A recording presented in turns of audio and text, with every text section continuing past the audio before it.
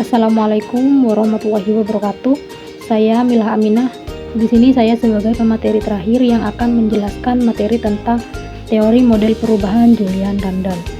Julian Randall mengemukakan terdapat 4 langkah dalam manajemen perubahan yang dinyatakan dalam pertanyaan, yaitu yang pertama, where we now, di mana kita sekarang.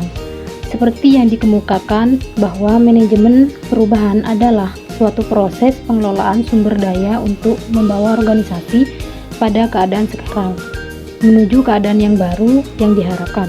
Oleh karena itu, dalam melakukan manajemen perubahan, maka harus tahu di mana kita sekarang.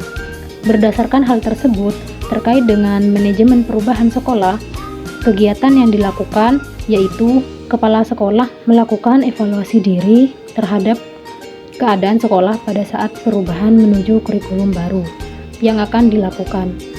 Instrumen evaluasi diri yang telah dimiliki oleh sekolah dapat digunakan untuk mengumpulkan data sehingga diperoleh kondisi real saat ini.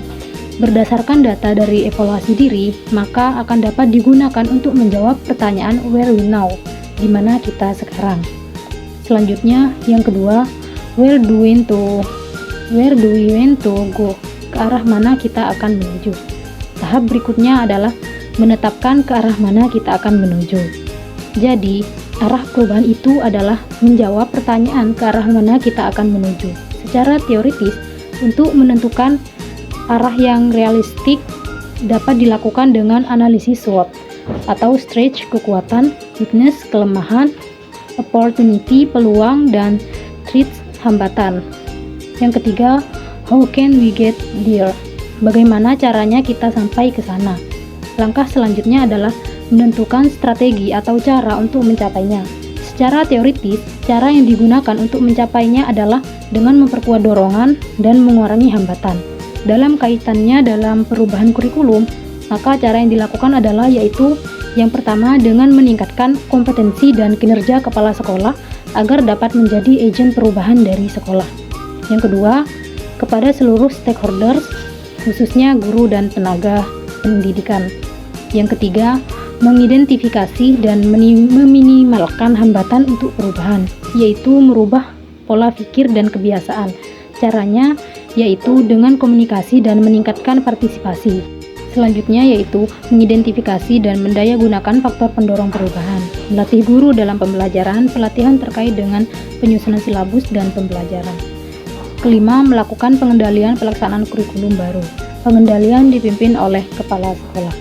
Selanjutnya pertanyaan keempat, what do we active? Apakah kita sudah sampai? Langkah keempat dari manajemen perubahan adalah menjawab pertanyaan apakah kita sudah sampai. Hal yang dilakukan adalah memonitoring dan evaluasi.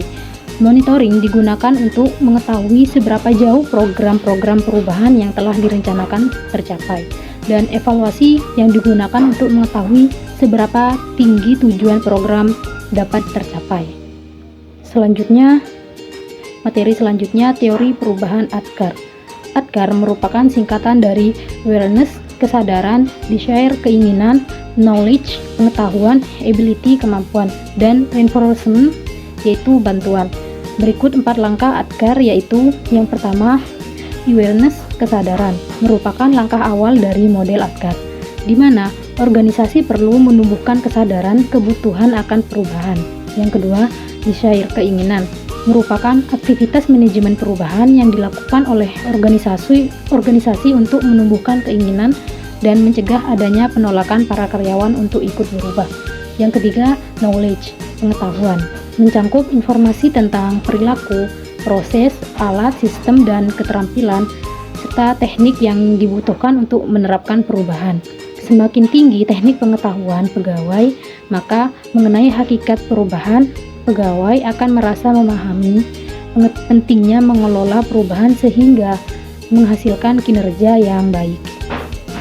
Selanjutnya, terakhir, ability, kemampuan, menerapkan pengetahuan menjadi tindakan pelaksanaan perubahan. Ability dicapai apabila individu atau kelompok memiliki kemampuan untuk mengimplementasikan perubahan pada tingkat kinerja yang dibutuhkan. Semakin tinggi tingkat kemampuan pegawai, mengenai hakikat perubahan, maka pegawai akan memahami pentingnya mengelola perubahan, sehingga menghasilkan kinerja yang baik. Sekian materi dari saya, kurang dan lebihnya mohon maaf. Wassalamualaikum warahmatullahi wabarakatuh.